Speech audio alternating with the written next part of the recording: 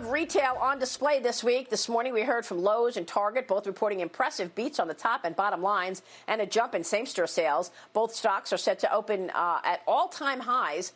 As you can see there, it comes after Walmart posted better than expected results earlier this week. Walmart also reporting a 97% increase in e-commerce sales amid the coronavirus pandemic. Joining me right now is the CEO of Walmart, Doug McMillon. And Doug, it is great to have you this morning. Thanks so much for being here. You bet. Good morning, Maria.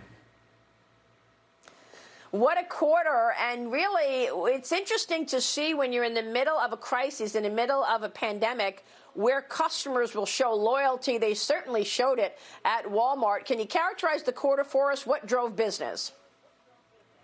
Yeah, well, first of all, I'd just like to say thank you to all of our associates around the world and here in the U.S. They did a great job, Maria. You can imagine how challenging it is in this environment to go to work every day and serve customers and keep the supply chain moving. And whether it's in our stores, our Sam's Clubs, or our distribution centers, they have done a great job.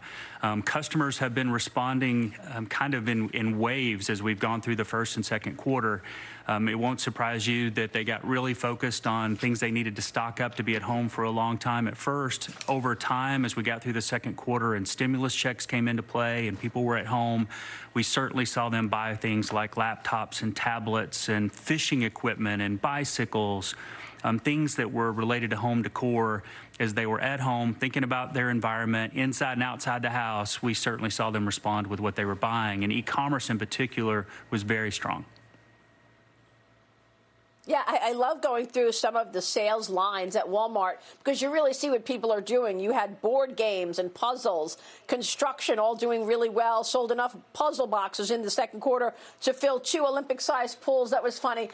You saw a big jump in e-commerce sales in China as well as the United States. Tell me about what's going on digitally. Are you seeing a new wave of customers use e-commerce? I know just from my own usage, we're in this pandemic, and those companies that can adapt with e-commerce are certainly among the winners. Walmart among the leaderships there. Yeah, I've been in retail for almost 30 years, and it's really exciting to be part of a time when so many things can be done using technology. We can save customers time and expose them to so much more choice than we could previously. Our e-commerce assortments are broader as retailers. That's certainly true at Walmart with what we sell first-party owned inventory as well as through our marketplace. And so now they can pick up their phone, they can be at home and open their laptop. They can shop in so many different ways and have access to so many different things that it's a lot of fun to be able to try and serve them in that way. And that phenomenon is happening around the world, certainly happening here in the U.S. You can use your app to do pickup at our stores. You can use your app to come have the product brought straight to your house. Obviously, you can come in the store, and we're learning how to use technology inside the stores in different ways to save you time. So I think it boils down to access to assortment and an ease of shopping here in the U.S. and around the world that people haven't experienced before. And that's happening in Mexico, it's happening in Canada, it's happening in China and India, all over the world. Well, you've also made some changes. You've expanded the availability of delivery, pickup time slots about 30% since February in response to this healthcare crisis. I want to ask you how things have changed at Walmart, because I guess the days of the material store count are sort of, behind largely, but you're redirecting capital toward development of the global omni-channel capabilities. Talk to us about that and how you've changed priorities, Doug. Yeah, Maria, that's a great question because it drove a lot of change inside the company. We had to learn to work in different ways, to become more digital, to put data to work in different ways, basically to create a seamless experience for customers. We don't want them to sense any difference as it relates to our brand, whether they're shopping inside a store, picking it up, or having it delivered. All of those differences and channels that we might have thought about in the past need to be erased and taken away, and our team's been doing a great job doing that. And the outcome of that is just this ease of shopping that's unique and different. In our case, we've got so many stores so close to customers around the country, it gives us a big advantage to be able to deliver quickly. We've got a new express delivery service in the United States that commits to delivering orders from our stores in less than 2 hours. That's now in more than 2,000 stores and coming to stores all over the country. We're actually delivering a lot faster than 2 hours so far. That's a great experience, and we believe that that's something we can build on, along with having great stores where you want to come in from time to time, stock up, experience what's new. Really, we think this omni world of retail is what will end up being the winning strategy over time. And your scale has enabled you to really effectively compete with Amazon, which has put so many others out of business. Do you see that scale increasing as well over time? You know, scale can sometimes be an advantage and sometimes it's a disadvantage. Speed also matters a lot. Creativity matters a lot. And what I'm proud of is how our team is responding to create new solutions for customers, because ultimately, whether Walmart grows or not is all up to them. You know, we're serving families, we're serving moms and dads, we're serving customers that have a lot of different choices, even during the pandemic period. With e-commerce and all the chains that were open, there was still a lot of choice. And so we've got to compete to earn their business every day, and that's the approach that we take. And our team has really stepped up during this period and even before the pandemic to drive change and create more solutions for customers. Doug, how are you positioning Walmart in the face of what seems like an economic Cold War with China? Obviously, the products, many are made in China. You're able to pass on great cost savings to customers because they're so much cheaper in China than elsewhere. And yet the president just said yesterday he's done with China. Are you making changes? How are you positioning the company in the face of all of this? Well, it's obviously a very important relationship, the relationship between the U.S. and China.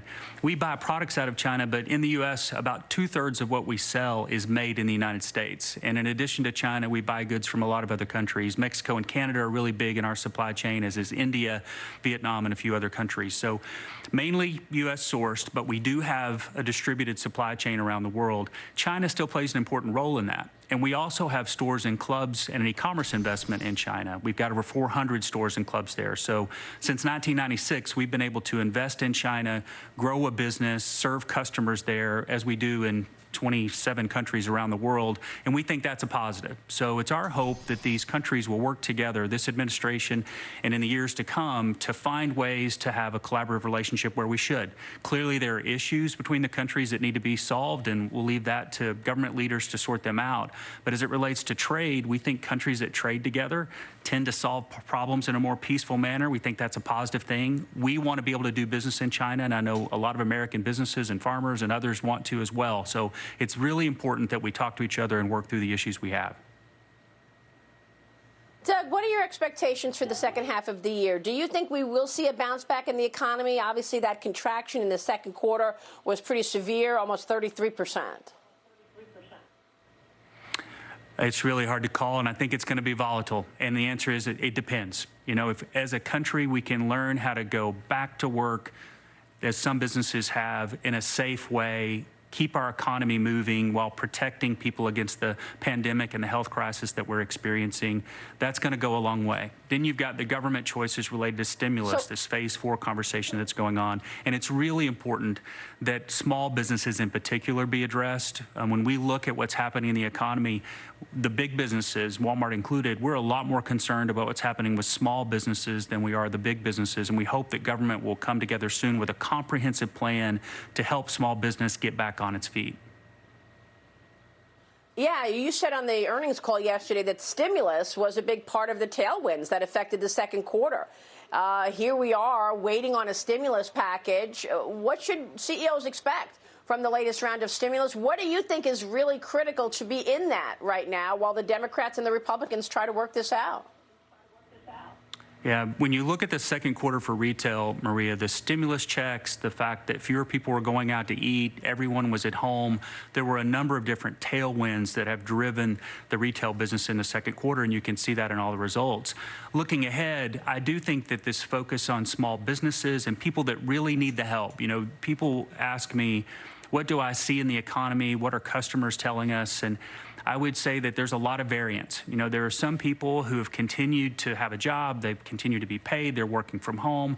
There are other people that are having to go to work because they're on the front line serving in some way, like our associates are doing. There are other people that have lost their jobs. You know, in Walmart, in the total globe, we've now hired since the middle of March 500,000 people, more than 500,000 people, new associates to join Walmart. A lot of those people lost their jobs somewhere. More than half of them are temporary. They've just joined us during this pandemic period, and they're helping us pick orders from the store for delivery to home, for example. But most of those folks are going to go back to their jobs, working in a restaurant or wherever they came from, and we're good with that. We think that's great. We're glad we were able to help out during this period, but they got to have jobs to go back to. So really, we need Congress to come together and figure out what steps need to be taken so that small businesses are protected.